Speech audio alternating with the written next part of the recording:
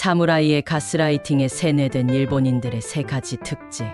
사무라이에게 주어진 특권은 칼을 차고 다니면서 사람을 베어 죽이며 서로 잘못 죽였을지라도 책임을 묻지 않는 세 가지 특권을 가진 무사 계급이었다. 사무라이는 간무 천황이 지금의 교토인 헤이안교에 천도한 794년부터 미나모토노 요리토모가 겐페이 합전에서 승리한 1185년 혹은 고토바 천황으로부터 정이대 장군 쇼군을 제수받은 1192년 기간인 헤이안 시대의 무사 계급이었다. 주군을 지키는 명예와 충절을 생명처럼 여겼으며 일본의 군사와 문화를 지배했던 계급이었다. 메이지 유신 이후에 사민평등의 원리에 입각하여 1876년 칼을 차지 못하는 패도령이 내려지면서 사무라이는 역사 속으로 자취를 감추게 되었지만 동양의 무사를 상징하는 계급으로 지금까지 남아있게 되었다. 역사적 사건은 반드시 작용과 반작용, 원래 목적했던 작용과 예기치 못했던 반작용의 법칙이 지배한다. 세상만사가 다 그러하듯이 반드시 옳게 보이는 일도 그 이면에는 반드시 바라지 않았던 현상들이 드러나게 된다. 사무라이는 오랜 세월 일본의 질서를 유지하는 중요한 계층이었고 일본인의 정서에 상당한 영향을 준 무사 계급이었다. 그러나 이들에 의해 강요된 너희들은 이렇게 해야 해라고 끊임없이 가스라이팅 당한 일본 국민에게 형성된 고유의 정서가 있다. 첫 번째는 허정신이다. 다스리는 우리는 쳐다보지도 말고 너희들끼리 집단을 이루어 잘 살아야 한다는 뜻이다. 일본은 지배 계급과 피지배 계급이 철저히 구분되어 전통이라는 미명으로 어떤 지위를 점유하고 독점하는 것이 용인된 사회다. 지금 일본의 국기인 스모의 심판은 양대 가문이 아니면 심판이라는 자격을 아예 주지 않는다. 아버지가 참의원이면 아들은 거의 자동으로 참의원이 되는 나라다.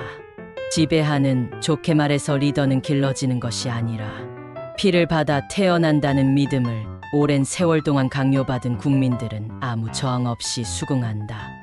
예를 들어 5가구를 하나의 단위로 묶는 북한의 오가 작통법과 같은 이런 제도를 두고 나라에서 세금을 매긴다.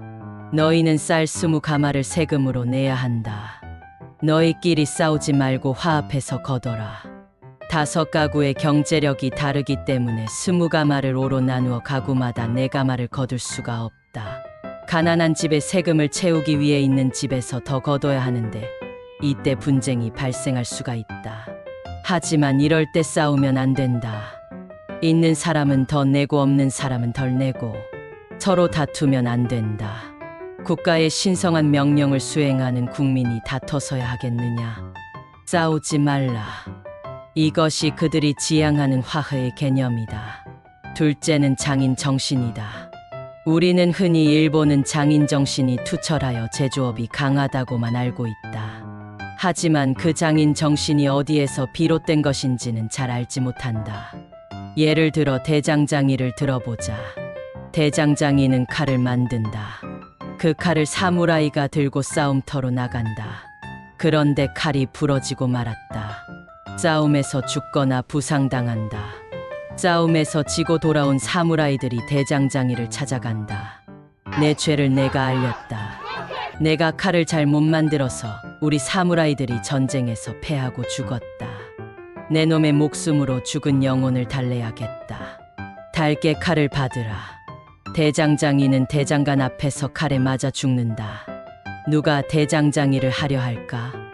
아무도 하려 하지 않기에 아들이 대장장이를 이을 수밖에 없다. 칼을 잘못 만들어 죽은 아버지의 전철을 밟지 않기 위해서 죽음을 각오하고 죽지 않으려고 발버둥 치면서 혼을 다해 칼을 만들어야 한다. 죽기 살기. 이것이 일본의 장인 정신으로 발돋움하게 되었다. 대대로 이어가는 전승되는 가업의 전통이 여기서 비롯되었다. 셋째는 질서에 순종하는 정신이다. 다이묘끼리 전쟁을 하여 한 다이묘가 죽으며 그를 따랐던 백성들은 이긴 다이묘의 백성으로 자연스럽게 편입된다. 일본의 전쟁관에는 장수나 임금이 도망간 다음에 의병이 일어나는 개념 자체가 없다.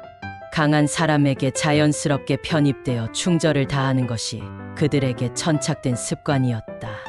1592년 임진년에 조선을 침공하여 보름 만에 한양에 도달하자 선조는 평양을 거쳐 의주로 몽진갔다.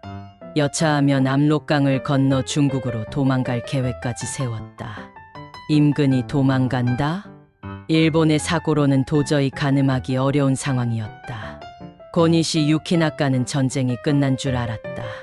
그런데 도처에서 의병이라는 것들이 일어나서 게릴라전을 강요하는데 일본이 당할 수가 없었다.